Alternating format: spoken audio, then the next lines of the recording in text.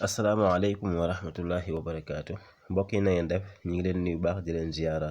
ba yéen a ngi ci jàmm alhamdulilah. tey nag ñu ñëwaat ci beneen astuce boo xam ni day wane Orange Money boo ci bëggee transférer xaalis transfert bu gaaw wan yoon ngay jaar ba def fi transfert bu gaaw parce que xam nga ni yoon wi ñuy transférer ci Orange Money dafa xaw a yéex il faut nga def dièse 144 dièse toppul tegtal yi ñu lay tegtal yëpp pour nga mën a def benn transfert. léegi nag bii nag nga xam ne day formule boo xam ne si directement la boobu lañ jóge indi tey pour képp ku bëgg a transfert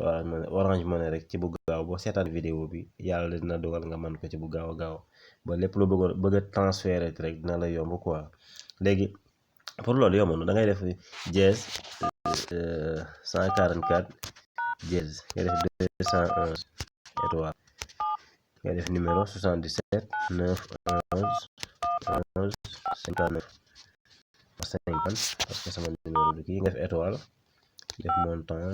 5350 def étoile def dièse. lii nii moom ngay composé maanaam numéro ki nga bëgg a envoyé fi ma def numéro bi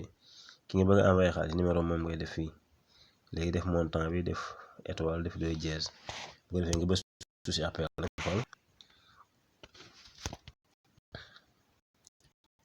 touche appel voilà lii la lay génnee lii bu la génnee lii nga def fii sa code secret lu mu doon rek nga def ko ci. boo ko defee fii ba mu àgg moo xam 4 chiffres la 4 chiffres